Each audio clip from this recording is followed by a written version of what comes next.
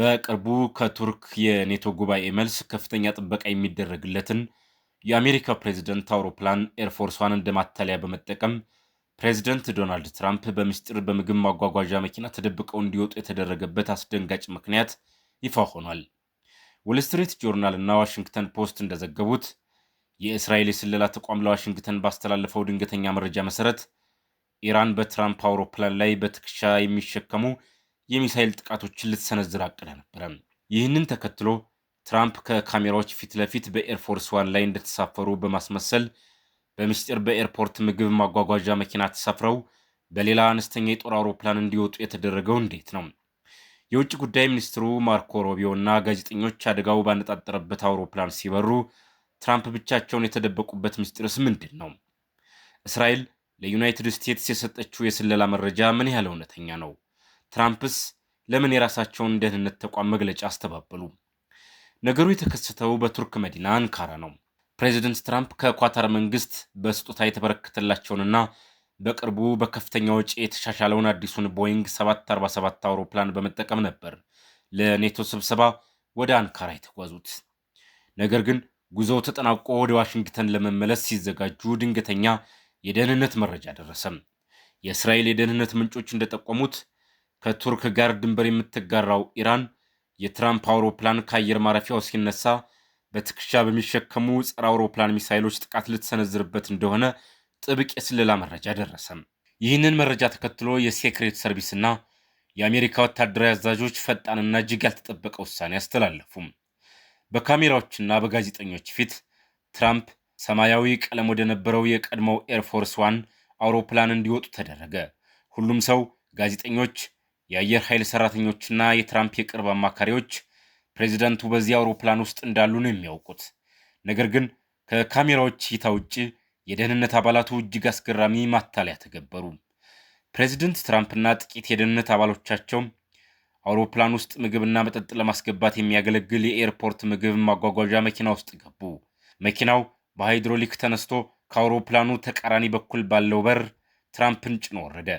ከዚያም ከጋዜጠኞች ተደብቃ በቆመችው ትንሽ C-32A ወደ ተባለች የጦር አውሮፕላን በምስጢር አሸጋግሯቸው። ይህ ክዋኔ እጅግ ጥብቅ ከመሆኑ የተነሳ የዩናይትድ ስቴትስ የውጭ ጉዳይ ሚኒስትር ማርኮ ሮቢዮን ጨምሮ በርካታ የዋይት ሃውስ ባለስልጣናትና ጋዜጠኞች ትራምፕ አብረዋቸው እንዳሉ በማሰብ በዛው አደገኛ በተባለው ኤርፎርስ ዋን ተሳፍረው በረሩ።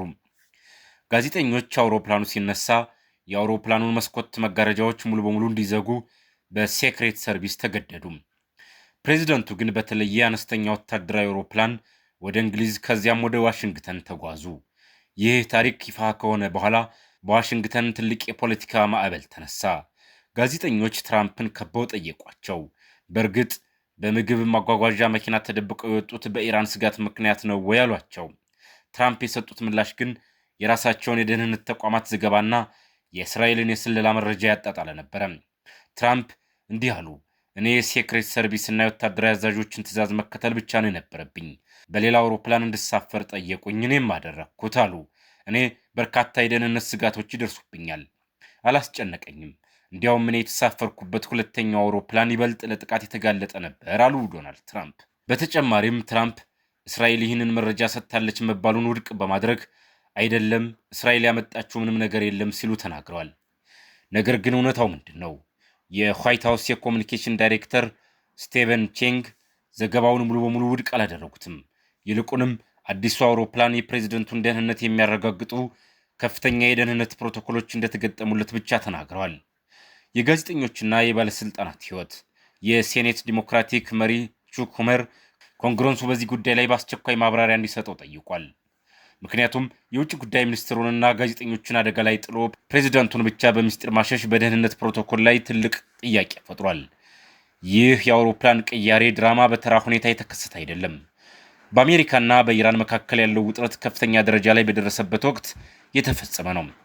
በ2020 የአሜሪካ ጦር የኢራኑን ቁልፍ ወታደራዊ አዛዥ ቃሲም ሱሌይማንን ከተገደለበት ጊዜ ጀምሮ ኢራን በትራምፕ ላይ በቀጥታም ሆነ በተዘዋዋሪ የደም በቀል እንደምትወስድ ስትዝት ቆይታለች።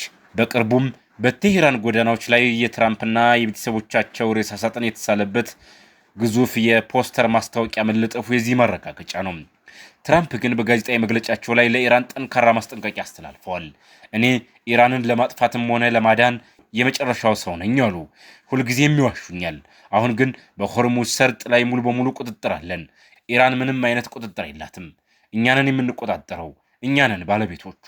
ባለፉት 50 ዓመታት በመካከለኛው ምስራቅ ጉልበተኛ የነበረች ሀገር አሁን ጉልበተኛ መሆን አትችልም። አንድ ነገር ለማድረግ ቢሞክሩ ሙሉ በሙሉ ይደመሰሳሉ ሲሉ አስጠንቅቀዋል። ነገር ግን ጥያቄው የኳታር መንግስት ለአሜሪካ በስጦታ ያበረከተው አዲሱ ቦይንግ 747 አውሮፕላን የጸረ ሚሳኤል መከላከያ ሲስተም አልተገጠመለትም ነበር ወይ የሚለው ነው። አሜሪካ አዲሱን አውሮፕላን በስጦታ መቀበሏና የደህንነት ክፍተቱ ለኢራን ጥቃት መንገድ ከፍቶ ይሆን የሚሉ ጥያቄዎችም እየተነሱ ነው። የእስራኤል የስለላ ተቋም ሞሳድ ይህንን መረጃ ማድረሱ በሁለቱ ሀገራት የጋራ ደህንነት ትብብር ላይ ምን ያህል ትልቅ ሚና እንዳለው ያሳያል። አሁን እነዚህን አስደናቂ ክስተቶች አያይዘን ስንመለከታቸው የሚከተሉትን 3 ዋና ዋና ነጥቦች እንረዳለን። የደህንነት ፕሮቶኮል ውድቀት ወይስ የተራቀቀ ማታለያ? 1. የአሜሪካ ፕሬዝደንት በምግብ ማጓጓዣ መኪና ተደብቀው መውጣታቸው የደህንነት ስጋቱ ምን ያህል እውነተኛና አደገኛ እንደነበር ያሳያል። አሜሪካ በታሪኳ በ2000 እንደ አውሮፓውያን አቆጣጠር ቢል ክሊንተን ወደ ፓኪስታን ሲበሩ ተመሳሳይ ማታለያ ከተጠቀሙ በኋላ ይህ ሁለተኛው ከፍተኛ የደህንነት ማታለያ ነው። የእስራኤልና የአሜሪካ የስለላ ጥምረት። ትራምፕ እስራኤል የሰጠችው መረጃ የለም ቢሉም የዎል ስትሪት ጆርናል እና የፔንታጎን ምንጮች የእስራኤል የስለላ ተቋም የሰጠው ጥብቅ መረጃ የአሜሪካን ደህንነት ተቋም ማስደንገጡን ያረጋግጣሉ። ይህ የሚያሳየው የእስራኤል ሰላዮች በኢራን የውስጥ ስራዎች ላይ ምን ያህል ጥልቅ እይታ እንዳላቸው ነው።